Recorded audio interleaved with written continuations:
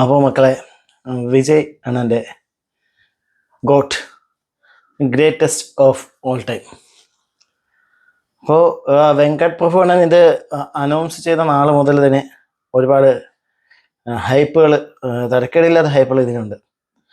കാര്യം വിജയണ്ണൻ ഇതിന് ശേഷം വലിയ സിനിമയൊന്നും ചെയ്യത്തില്ല. വിജയണ്ണൻ ഇനി അവസാനമായിട്ട് ഇറങ്ങാൻ പോണ ബ്രഹ്മാണ്ഡ സിനിമ ഇതാണ്. വിജയണ്ണൻ ഇതിന് രാഷ്ട്രീയത്തിലേക്ക് പോകുന്നു, അങ്ങനെ ഇങ്ങനെയൊക്കെ. അപ്പോൾ അങ്ങനെ അവസാനം തിയേറ്ററിലെത്തി. വെളുപ്പിന് 4 മണിക്ക് തന്നെ ഫാൻ ഷോയ്ക്ക് കയറി. കട്ട ഡിസപ്പോയിൻമെൻറ്റ്, കട്ട ശോകം എന്നാണ്, കട്ട ശോകം. വിജയണ്ണൻ്റെ പടത്തിൽ പതിവ് ക്ലീശകൾക്ക് പുറമെ ഒരുവിധം ഉള്ള തമിഴ്, ഇന്ത്യൻ സിനിമകൾ എല്ലാവിധ ക്ലീശകളും ഇതിലുണ്ട്. സ്റ്റോറിക്ക് വാൻ പ്രഡിക്റ്റബിളാണ്. അച്ഛനും മോനും അങ്ങനെയുള്ള കുറേ കാര്യങ്ങളുണ്ട്. അതിലൊക്കെ നമ്മളെ പല സിനിമകളിലും വന്ന പലവിധ സംഭവങ്ങളുണ്ട്. അപ്പോൾ മക്കളെ, ഇത് ക്ലീഷ എന്നങ്ങ് ചുമ്മാ പറഞ്ഞ് പോയാൽ പോരാ. ക്ലീഷയുടെ അങ്ങേയറ്റം തമിഴ് സിനിമ എന്നല്ല, ഇന്ത്യൻ സിനിമയിൽ തന്നെ കണ്ടിട്ടുള്ള ഒരുവിധമുള്ള ക്ലീഷകളെല്ലാം സിനിമയിലുണ്ട്. ട്വിസ്റ്റുകളെല്ലാം പ്രഡിക്റ്റബിളാണ്. എല്ലാം പല സിനിമയിൽ പല തവണ വന്നിട്ടുള്ള സാധനങ്ങളാണ്.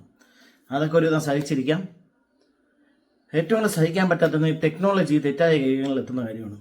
ഇന്ത്യൻ്റെ ഉള്ളിൽ കണ്ടതാണ് എങ്ങനെ അവരതിച്ച് വെക്കുന്നുണ്ട്.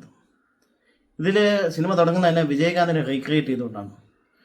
അന്യായ വെറുപ്പിക്കൽ എന്ന് പറഞ്ഞാൽ അന്യായ വധം സാധനം, വധം പ്രോമാക്സ്. അതും സഹിക്കാം.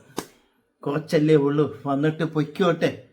ഇവർ ഉദ്ദേശിക്കുന്ന മിഷൻ ഇമ്പോസിബിൾ ലെവലൊക്കെയാണ് ഉദ്ദേശിച്ച് ചെയ്ത് വെച്ചിരിക്കണം. പക്ഷേ എന്നിരുന്നാലും പോട്ട്, സാരമില്ല, നമ്മളെ പടം, നമ്മളണ്ണൻ. അത് കഴിഞ്ഞിട്ട് അണ്ണൻ്റെ പല പ്രായത്തിൽ ഈ ഡി-ഏജിങ് ടെക്നോളജി ഉപയോഗിച്ചിട്ട് അണ്ണനെ ചെയ്ത് വെച്ചിട്ടുണ്ട്. നമ്മൾ ട്രെയിലറിലൊക്കെ അമൽ ഡേവിസ് അത് ആ ട്രെയിലർ 2 മിനിറ്റ് സഹിച്ചാൽ മതി മക്കളെ. ഇത് 2.5 മണിക്കൂർ ഇത് സഹിക്കണം.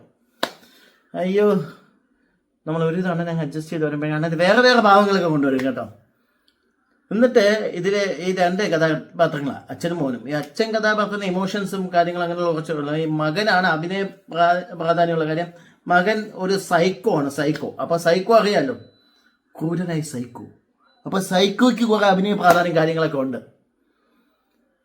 അത് ആൾറെഡി അവൻ്റെ മോന്തയും മറ്റു കാര്യങ്ങളും ടെക്നോളജിയും തേങ്ങയും വെച്ചിട്ട് കൊളാക്കി വെച്ചിട്ടുണ്ട്. അതിൻ്റെ കൂടെ വധം, വിജയുടെ പതിവുള്ള വധ അഭിനയം, അതും കൂടി ചേരുമ്പോൾ നല്ല സൂപ്പർ കോംബോ.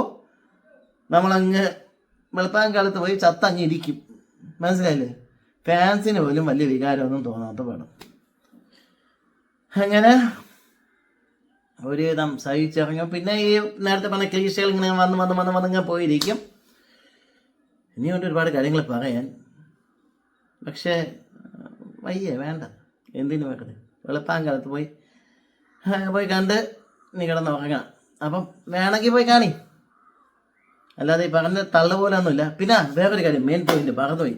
ഈ സിനിമയുടെ ടാഗ് എന്ന് പറഞ്ഞാൽ ഈ സയൻറ്റിഫിക് ഫിക്ഷൻ എന്നാണ് ടാഗ്. എനിക്ക് എൻ്റെ ഓർമ്മ ശരിയാണെങ്കിൽ ചിലപ്പോൾ ഞാൻ തെറ്റായിരിക്കാം. അപ്പം ത്രൂ ഔട്ട് പടത്തിൽ അങ്ങനെ തേങ്ങയില്ല കേട്ടോ. ഇതെല്ലാം കഴിഞ്ഞിട്ട് സയൻറ്റിഫിക് ഫിക്ഷൻ അനൗൺസ്മെൻറ്റ് ചെയ്തു പോയല്ലോ. അപ്പം സിനിമ തീർന്നിട്ട് നമ്മൾ പതിവ് സിനിമകൾ കാണും പോലെ അടുത്ത പാർട്ടിന് വേണ്ടി ഇടാൻ പോലെ അവിടെ ഒരു 30 സെക്കൻഡ് ഈ സയൻറ്റിഫിക് ഫിക്ഷൻ തേങ്ങ കൊണ്ടുവരുന്നുണ്ട്.